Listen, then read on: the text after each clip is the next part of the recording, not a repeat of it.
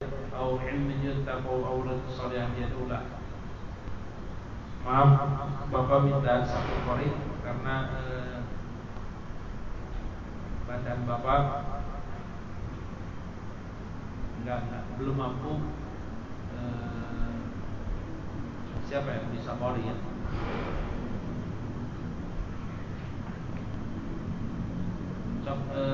Saya Umi baca aja.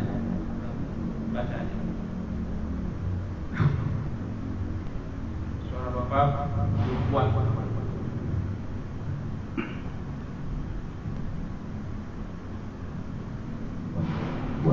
Wa awdahu bil tarajum.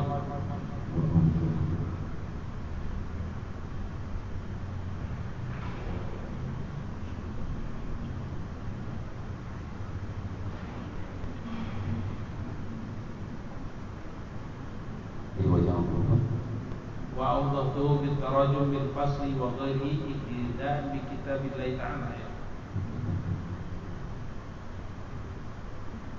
في كونه مترجما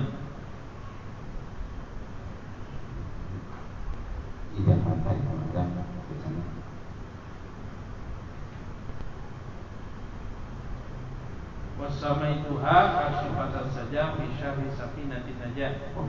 Wa awdahuhu bil tarajimi bil fasli wa ghairihi ibtida'an bi kitabillah ta'ala fi kaunihi mutarajjiman mufassilan surah wa bi annahu ab'athu ala darsi wa tahsili minhu wa ahabbu fihi fasla siyami insyaallah ta'ala liyazida an-naf'u 'ala al-'awam bi'awnil malikil 'alam waj'alhu ka hayatil matni ma'a syahibil musyabbihati tawafuq suratuhu far'i surat al-asli fa inna syartal murafiqati al-muwafaqat nas'aluhu subhanahu tabaraka wa ta'ala ayyu'inana ala akmaliha wa yaysaru al-asbaba fi ibtidahiha wa ikhtidabiha wa ma hamalni ala jamiha al-arja'u da'wata rajul salihin yantafi'u minha bimas'alati wa ya'udu naf'uha ala alayya fi kubri di hadisin idza mata ibnu adam in qata'a amaluhu illa min salasin sadaqatin jariyatin aw ilmin yantafi'u bihi aw waladin salihin yad'u lahu wa ana wa in kuntu lastu ahlan bi hadha sya'ni wal hamil wasaddu at-tashabbaha birrijali li afu bi sihabati wa li afuza bi sahabati iyahu lamma warada fil khabari man tashabbaha bi qaumin fa huwa minhum wa aradu al-ghawsa bi mahabbatihim la di ahsyari la hasra ma'am di hadis al-Bukhari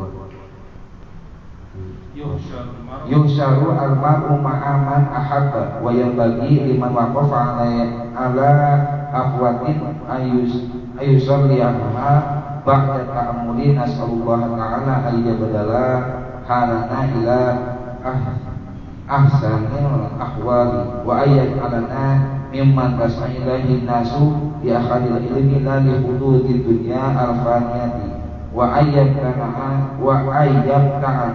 bin nadri ila wajhil karim fid daril baqiyah. Jadi setelah menamakan bahwa kita ini sebagai kasyifatus sajah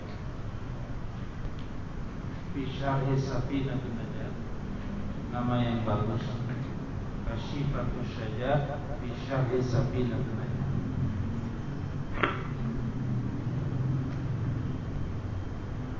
menerangkan bahwa kitab ini akan diterangkan dengan secara detail, karena yang mendorong terhadap pembelajaran dan menghasilkan ini, karena orang itu kadang-kadang belajar itu dari pengalaman. Misalkan seorang santri belajar kalau latih kieu. Nah, ketika dia berbeda dengan gurunya, artinya bukan berbeda dengan guru di dalam segi manhaj, tapi cara ngapalkeun. Baheula mah abdi ngapalkeun teh lamun penting teh jam sekieu. Bermorak. Baheula teh abdi mun mutolan jam sakieu. Kemudian lamun diajar teh dicurahkan kieu, ditandana kieu. Pengalaman-pengalaman itu kadang-kadang ditularkan pada murid-muridnya. Apakah itu pertanyaannya, apakah kayak gitu tuh sesuatu yang pasti atau berubah-ubah? Berubah-ubah sesuai dengan pengalaman ngajinya. Jadi setiap orang pasti berbeda. Misalkan ada pengajian yang pengalaman pengajian, misalkan orang menulis mim sebagai tanda dari khabar mubtada dan menulis kha sebagai tanda dari khabar. Nah, itu sebetulnya turun temurun daripada guru-gurunya. Guruna baheula lamun misalkan panggil jeung mubtada make ari. Urang ya sebagai kaina make ari gitu. Atau misalkan make bahasa Jawa disebut utawi. Itu sampai sekarang masih turun temurun kayak gitu. Artinya Syekh Nawawi berdasarkan pengalamannya bahwa karena ini ingin dipahami oleh min abdai jinsi, beliau mengatakan bahwa saya menulis kitab ini iktidaan bi kitabillah, mengikuti bagaimana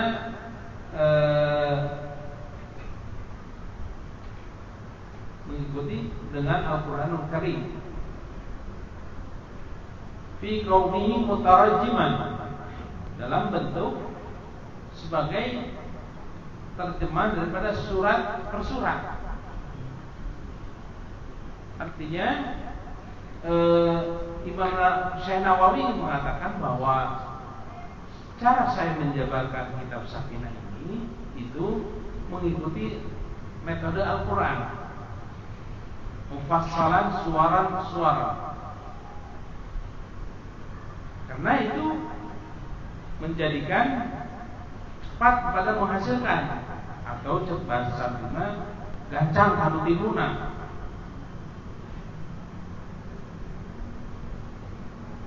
Dan kemudian wa akhamtu fihi fasiyam, terutama saya terfokus pada faslus siam. Nanti Anda akan lihat bagaimana saya menerangkan faslus siam. Nah, dalam menulis, mungkin Anda yang pernah menulis tesis atau menulis apa namanya kalau S1 itu skripsi, itu diperlukan metode. Jadi bagaimana metode saya dalam menulis kitab ini, atau metode saya dalam penulisan skripsi atau tesis atau pada risalah doktoral, disertasi. Itu eta kene hari S1 mah disebutan skripsi, S2 tesis, S3 disertasi. Itu sebetulnya sebuah istilah-istilah yang membedakan tingkatan. Tapi bagi penulisan semua itu tetap membutuhkan sebuah metode penulisan. Nah, Syekh Nawawi ingin mengatakan bahwa metode saya menulis dalam kitab ini adalah iktidaan bi kitabillah ta'ala, mengikuti metode yang ditulis di dalam Al-Quran atau metode Al-Quran. Kenapa dalam Al-Quran? Al-Quran kan terbagi dalam surat-surat, dari surat. Nah, di dalam Safinah pun ada faslun, dari faslun ke faslun, dari faslun. Karena metode yang sesungguhnya dalam penulisan kitab adalah bab. Misalkan skripsi itu bagi orang yang menulis skripsi setidaknya tiga bab. Metode satu pembukaan, mukadimah, setelah mukadimah pembukaan, terus definisi masalah, terus pembahasan masalah, kemudian penutup dan kesimpulan. Terdiri dari apa? Buku itu terdiri dari bab 1, bab 2, bab 3, bab 4, bab 5. Bab itu terdiri dari apa? Subbab. Subbab kemudian terdiri dari apa? Ada yang pernah menulis skripsi? Nah, itu artinya seperti itu. Nah, tetapi di dalam metode Safinah ini dia faslun ke faslun ke faslun. Nah, kayak surat-surat di dalam Al-Baqarah, Al-Imran, An-Nisa. Nah, seperti itu. Jadi kenapa iktidaan li kitabillah ta'ala bi kitabillah, mengikuti Al-Quranul Karim fi qaulin mutarajiban mufassalan, karena Al-Quranul Karim ini menerjemahkan secara terperinci suara-suara, surat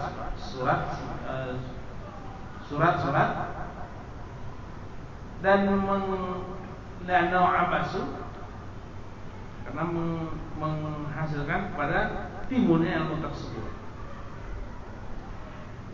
Dan insyaallah ini akan menambah manfaat bagi orang Arab. Kemudian metode kedua, kahai waja'alhu kayatimatan masyarakat musabaqah. Kemudian saya menjadikan metode yang keduanya, keadaan matan itu dengan cara itu didekatkan, musyabikat, supaya tergambar gambaran mana yang cabang, mana yang asal. Jadi nggak terlalu jauh seperti kita Fathul Muin. Kadang-kadang kalau Fathul Muin itu agak susah baca itu karena seninya di Fathul Muin itu kadang-kadang agak jauh. Makanya orang yang Fathul Muin akan mudah membaca Fathul Muin setelah membaca I'anatul Talibin. Kalau di dalam Safinah itu tidak. Safinah itu memang diperuntukkan untuk orang-orang pemula.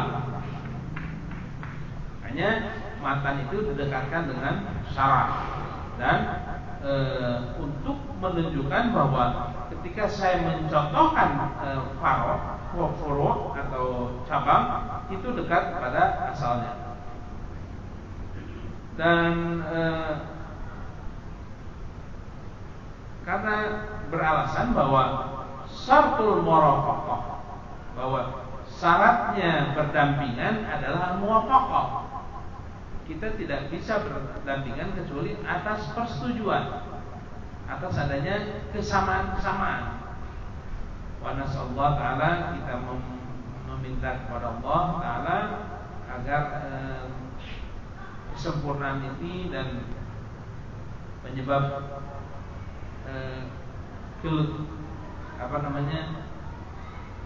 kemudahan penyebab-penyebabnya fi ihtitamiha wa ihtitamiha dalam pembukaan kita maupun ihtitamnya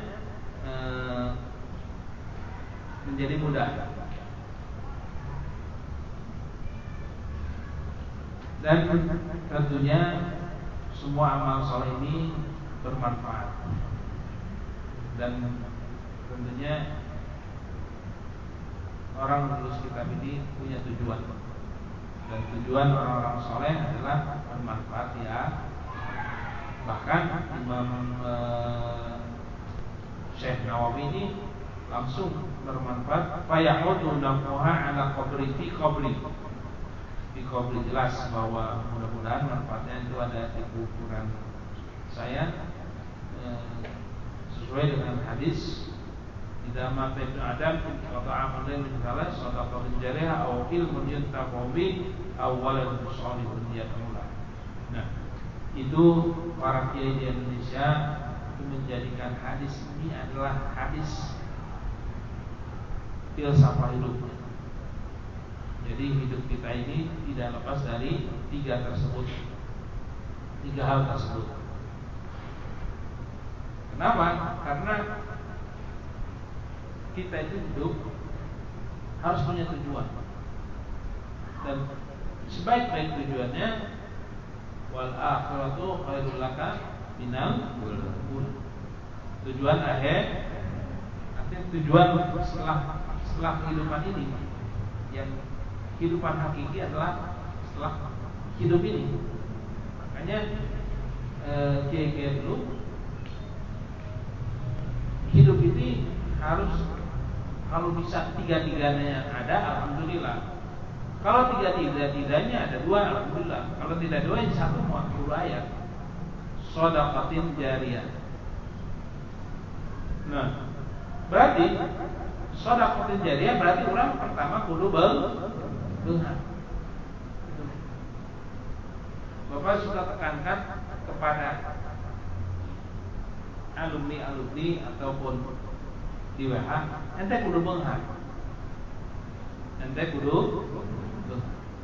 Jadi beunghar teh lain mau mobil alus atau ente kudu beunghar. Gimana caranya kudu beunghar. Artinya beunghar itu ya antum a'lamu bi umur dunyakum. Anda lebih tahu dengan perkara dunia Anda.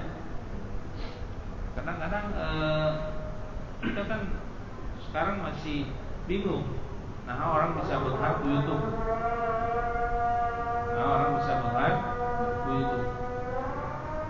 Tapi sedikit demi sedikit, karena kita juga membaca dan melihat, oh iya cara beunghar. Kunaon si Atta Halilintar bisa beunghar, dan melebihi beungharnya bos saya di Majalaya. Padahal itu asal hati jualan aja dari YouTube. Tapi semakin kesini ternyata kompetitor Atta Halilintar itu banyak. Bapak tuh baru tahu setelah anak-anak bapak nyetel YouTube. Oh, ternyata gini permainan di YouTube tuh. Ada subscriber dan namanya yang follow, dan ya itulah permainan. Belum YouTube belum selesai, terus muncul TikTok. Dan TikTok juga menghasilkan uang. Ya, makanya Bapak sekarang antum ma'lamu bi umuri dunya. Anda lebih tahu gimana cara anak kaya. Jadi Anda harus tetap dalam koridor syariah, kayak bersyariah. Tapi itu luar biasa, artinya tidak terpikirkan selama 2000 tahun, di bawah tahun 2000 tidak terpikirkan. Dunia itu bisa jadi kieu. Sehingga bapak lahir, nu beunghar teh adalah orang yang punya sawah. Dulu almarhum bapaknya Bang Aib itu beunghar pisan, sawahnya di mana-mana. Makanya beliau pede punya anak berapa? Anak 10. Orang tua baheula.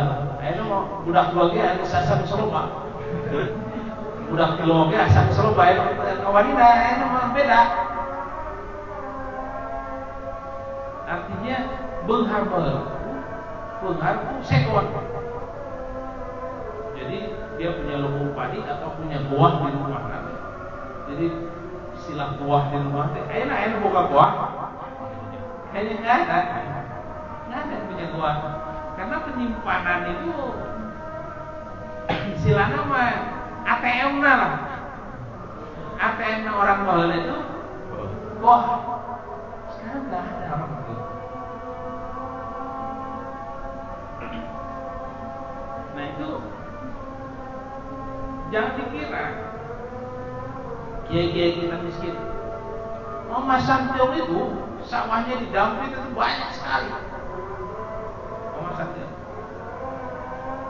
Makanya orang Dampit kalau ngaji ke Santiong wajar ya, karena mereka bekerja sebagai di sawahnya ya, anak-anaknya di sekolah di pesantren di Santiong wajar. Karena kaya. Terus Ahmad Toto ini juga sama, orang kaya Ahmad Toto.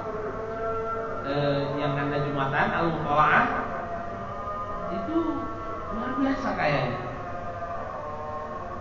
Jadi wajar kalau orang-orang dulu ngomong nate ilmu dan sebaleungan. Baik. Ilmu teu sebaleungan ieu. Wajar. Dia tuh mau kemana-mana, mau rihlah ilmiah, silaturahmi ilmiah, dia udah punya modal gitu. Jadi benghar sia-sia. Nggak ada hadis atau nggak ada ayat Al-Quran yang menyuruh anda ngawajibkan nabung atau ngumpulkan duit yang haji. Ayat deh. Ayo oke, di mana ente benghar wajib di mana ente istitoah wajib haji. Tapi nggak ada ayat yang misalkan menyuruh ente nabung 1.000 perak sapoe untuk haji, nggak ada. Tapi di mana ente suatu saat benghar dan istitoah, anda wajib haji. Namun teu diancam fal yamut Yahudian atau Nasrani. Jadi tidak ada yang sunnah pun Allah gitu. Sunnah menabung nggak ada itu. Sunnah menabung yang haji nggak ada. Karena di dalam Islam itu ada prioritas dalam hidup. Misalkan pengantin baru, ya jalankanlah kewajiban sebagai suami, jalankanlah kewajiban sebagai istri. Kewajiban suami pertama naon? Setelah anda nikah, kewajiban suami pertama naon?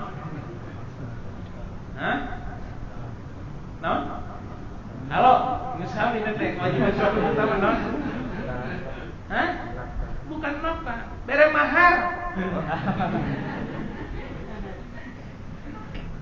Kewajiban suami pertama bere mahar. Mudah pak. Kayak ada karena kayak hajat dah. Anu kenapa? Mahar heula. Kecuali anda dihutang maharna. Boleh dihutang enggak masalah. Tapi itu kewajiban pertama suami itu ngasih mahar. Makanya lamun dina kawin sok aya dengan penghuluna teh AA neng ieu masihan mahar ka neng. Dipandu seperti itu. Nah, kembali lagi bahwa sedekah jariyah anda harus kaya. Jadi jangan anda udah apa beli tegaduh modal lagu lama nggak ada modal. Kiai baheula ge modal.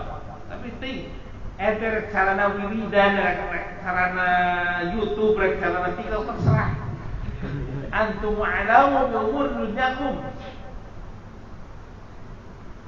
Jeung beunghar teh kudu kamentalan gitu. Tong bleuk teh beunghar gelon ya. Satu, jadi jelema beunghar. Dua, ilmu yang taqawi. Kita tuh harus punya ilmu bermanfaat gitu. Ilmu bermanfaat. Makanya ilmu bermanfaat itu ya diamalkan oleh diri sendiri. Kalau tidak diri sendiri, amalkan oleh anak-anak keturunan kita. Jangan sampai ia budak maca Fatihana ti batur, tapi kudu ti hidungna atau ti bapana. Gitu. Karena Fatihah itu akan dipakai seumur dia hidup. Berarti kan dia akan dimanfaatkan. Oh iya budak, selama dia budak itu sholat, berarti nepak tak Fatihana. Di mana Fatihana? Syarat Fatihana kan di mana? Di hidung di mana? Berarti kan betapa pahalanya berterus-terus yuntaqabi. Awalan salihayatullah. Tahu yang udah kawin punya anak, jangan pikiran kawin terus terbawa anak. Jika orang LGBT itu ya salah satu tujuannya biar nggak punya anak, biar penduduk semakin sedikit. Itu global, power of global. Karena sudah didukung oleh PBB, sudah didukung oleh badan-badan dunia yang begitu. Artinya ini seruan global. Nah, kembali lagi, kiai kita itu hidupnya itu betul-betul mengamalkan hadis itu. Kayak ji kudu tuntas, karena sodakotin. Kedua, kudu boga ilmu untuk ditularkan kepada anak cucunya. Itu boga santri itu masalah. Nggak ada ente kewajiban harus boga santri, nggak ada. Tapi mau ente boga santrinya, alhamdulillah. Tapi nggak ada ente dengan santri. Ketiga, apa? Mempunyai anak yang soleh. Nah, inilah yang disebut fisik kiai. Fisik kiai. Jadi dia mendirikan pesantren, kurang teh kudu aya bangunan. Pesantren nggak mungkin tanpa rek bangunan, rek paluku, rek bangunan ini. Yang penting ada sedekah jariah yang nempel. Kemudian dipakai ngajar ngaji, ada ilmu saya yang disebarkan pada murid-murid saya. Terus awal itu soalnya ayin anak yang nggak penting ya teteh. Artinya dia berharap menurunkan keturunan yang soleh. Nah, sekarang ya artinya bukan masalah rasa takut punya anak 2 atau 3, tetapi lebih realistis kemampuan kita. Kecuali mental kita ya mental makom lain, makom orang-orang soleh. Dari makom orang soleh mah yakin baik, bukan anak lobaga ada anak main umaraman. Jangan misalkan gaji di KHT anak 10. Tapi tawakalnya luar biasa. Karena tawakal tidak sesuai dengan penghasilan. Ya udah, alhamdulillah di KHT oke. Ya artinya kalau KHT jadi manajer apa percaya. Nah, filosofi hidup ini yang dipakai oleh orang-orang soleh di kita. Boga pesantren, kemudian dia bisa mengajar, kemudian dia bisa punya anak soleh. Atau tidak harus kiai juga, nggak apa-apa. Misalkan di bawah kiai, baheula mah aya ma'alim. Enak sejarah disebut ma'alim. Enak mah ustad, kabeh ustad ya. Sebutannya. Atau misalkan lakukan ustad, dia bikin apa? TK. Bapak lihat fenomena baru, banyak yang senang dengan agama, dia bikin TK-TK. Awalnya dari dunia takmiliyah. Dia bikin TK juga sebetulnya nggak ada bedanya dengan pesantren. Dulu itu dianggapnya ngajar yang setingkat perguruan tinggi itu adalah orang-orang yang alim hebat kan. Jadi mengajar ke S2, mengajar ke S3, wah dia tuh hebat. Padahal di dunia pendidikan nggak ada bedanya. Anda mau ngajar budak TK, Anda mau ngajar budak SD, Anda mau ngajar budak SMP, SMA atau sanawiyah aliyah atau budak mahasiswa, sama saja di dunia pendidikan. Nggak ada bedanya. Karena sama-sama punya tanggung jawab yang sama. Dari pedagogiknya sama, dari tanggung jawab ilmiahnya sama, dari tanggung jawab attitude-nya sama, sikap dan semua sama. Jadi jangan Anda pernah menganggap bahwa guru di universitas atau di kampus lebih mulia, sedangkan guru yang di TK tidak lebih. Jangan, semua guru itu mulia. Ya. Karena Syekh Hasyim Asy'ari itu betapa dia rindunya hayang ngajar ka budak leutik. Anu talaran misalkan dari rukun Islam eta aya 5, betapa rindunya Syekh Hasyim Asy'ari. Kenapa? Karena keikhlasan anak-anak kecil itu yang membawa, mungkin bisa jadi itu yang bernilai amal soleh. Tapi ngajar misalnya ngajar yang kiai gede, ngajar yang wah dah ini mau pengajian kiai bisa saja dia jadi ujub, bisa saja jadi ujub. Abdi mau, murid-murid abdi mau, enggak. Semua mempunyai tanggung jawab dunia. Anda mengajarkan budak letik, budak TK sampai S3 pun sama mempunyai tanggung jawab ilmu. Dan waladun sholihun yatba'uh. Bagaimana menerapkan waladun sholihun yatba'uh? Bapak pernah ngomong bahwa Anda harus terbiasa mengadakan haul terhadap orang tua. 100 tahun sekali. Kalau mengeus maut teh didoakeun kurang bari urang saudara.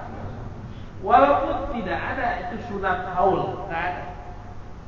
Haul sebagai tradisi iya, tetapi sebagai sunatul haul itu tidak ada. Sebab Syekh Hasyim Asy'ari pun melarang keluarganya untuk menghaulkan beliau, karena beliau tahu beliau ahli hadis dan mungkin husnuzon Bapak beliau takut memberatkan keluarganya. Jadi Syekh Hasyim Asy'ari itu tidak ada haul. Tetapi haul itu harus muncul daripada kita orang-orang yang ingin mendoakan orang tua. Kepada mendoakan orang tua mah kudu haul. Tinggal poe maca Fatihah ge cukup. Teu saha cukup. Siga ente Tuhana we gitu. Siga ente malaikat we nulis. Artinya kalau Anda punya rezeki, kalau Anda punya kesempatan, kan nggak apa-apa mengundang undangan. Dan faedah haul itu banyak. Jadi itulah penjabaran daripada waladun sholihun. Sebetulnya banyak penjabaran dari waladun sholihun ya Allah.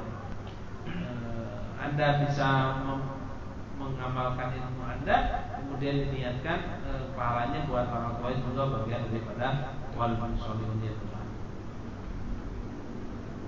Kemudian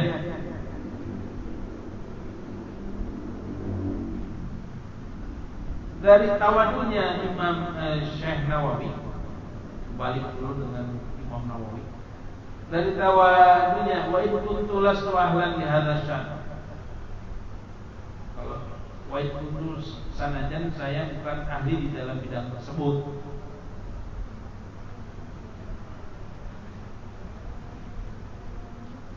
Karena Syekh Nawawi dia mengutip sebuah hadis man tasyabbaha bi qaumin fa huwa minhum. Man tasyabbaha bi qaumin fa huwa minhum. Siapa orang yang menyerupai sebuah kaum maka dia bagian dari golongannya. Nah, bukan saja dia ingin dibangkitkan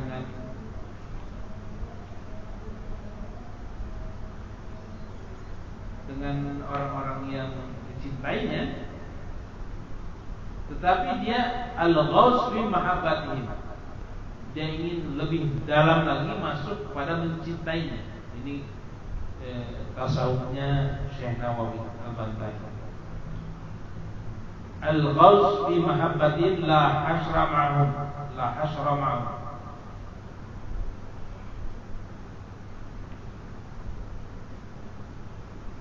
Jadi bukan hanya sekedar dibangkitkan dengan orang-orang yang saleh, tetapi Syekh Nawawi menginginkan lebih daripada itu.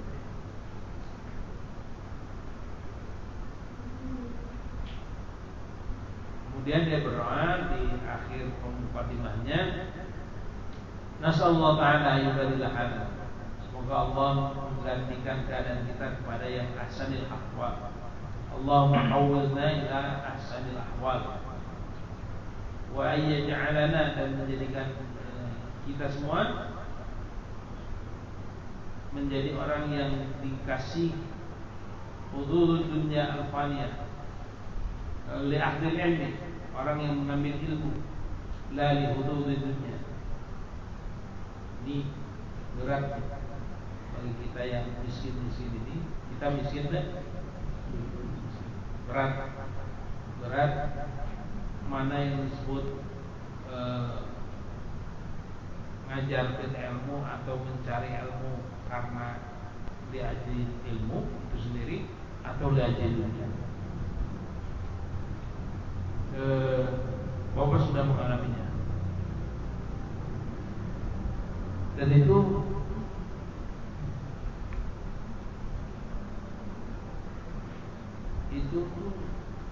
kedewasaan itu dengan umur juga. Waktu Bapak umur 30 sampai 40, itu kalau misalkan ceramah di sebuah tempat, diberi amplopnya letih, rada merengut.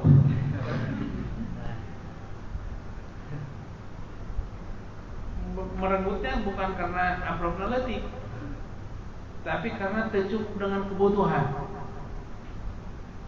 Di rumah kebutuhan banyak, tagihan loba, tagihan itu iya budak sekolah dan sebagainya.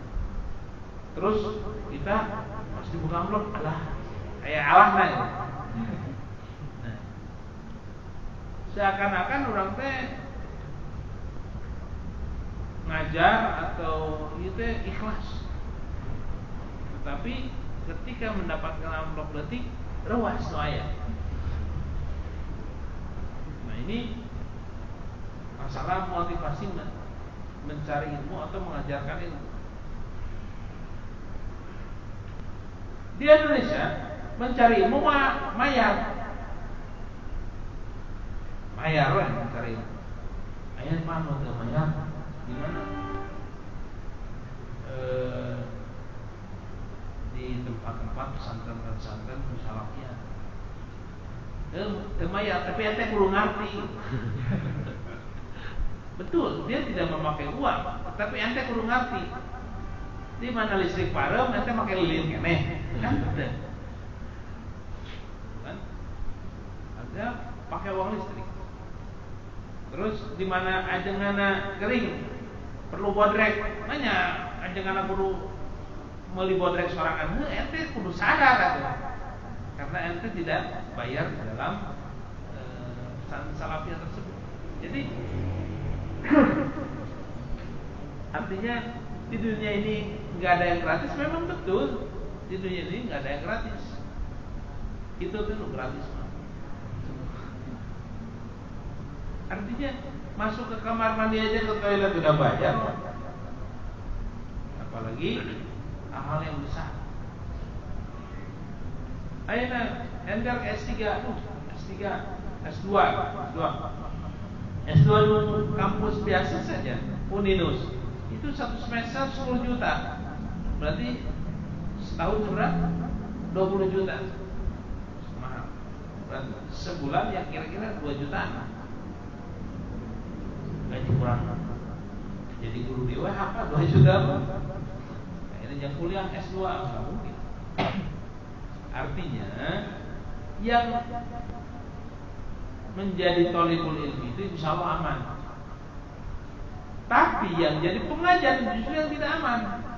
Karena disitulah antara dia apakah dia itu mencari dunia atau tidak. Itu tantangan.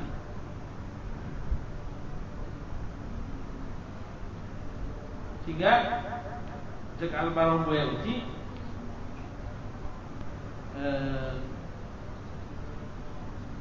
pengajar mah lamun narima amplop teu naon kan nuntut dibere amplop teu naon oge kudu sama rasanya rek dibere amplop rek dibere amplop teu masalah padahal amplop naleusinan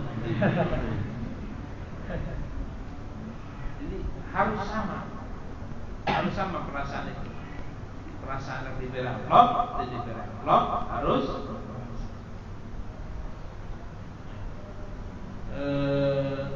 la li hududi dunya, bukan kepada hudud daripada had namanya hudud, kemenangan di dunia al-faniyah, yang dunia itu sifatnya fana. Dan semoga Allah memberikan kenikmatan kepada an-nadhru ila wajhil karim.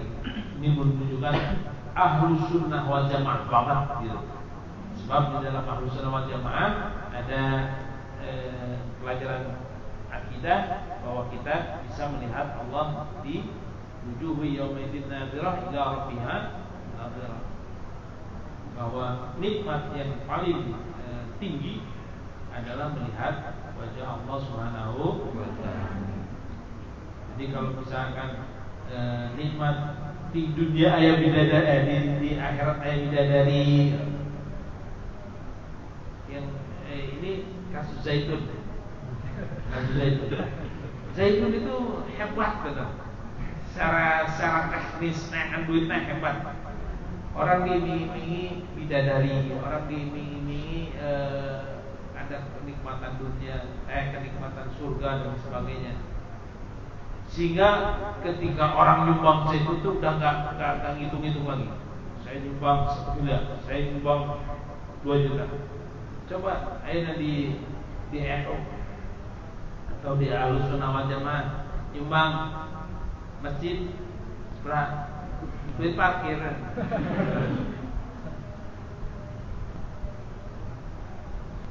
Dan dia dengan doktrin-doktrinnya Zaitun itu artinya mampu membuat orang jadi terlena dengan doktrin-doktrin surga.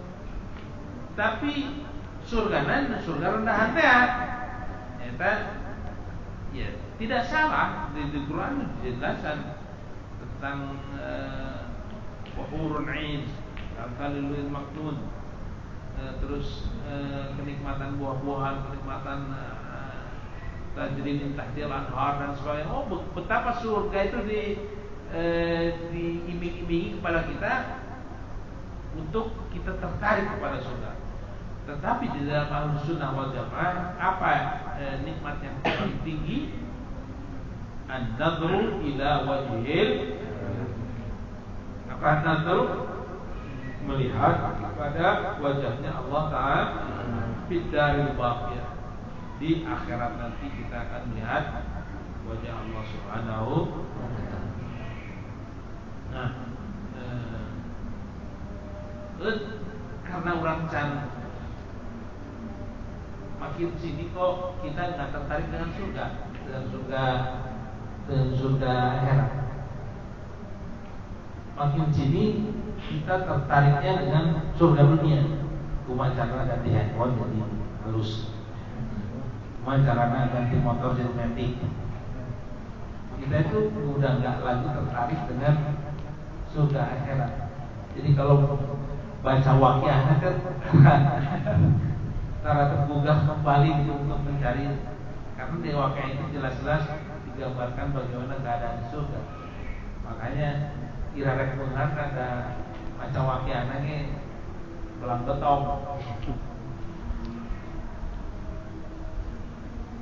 Jadi kembali orang tidak tertarik dari terhadap surga. Kenapa? Karena kita terlalu betah di dunia.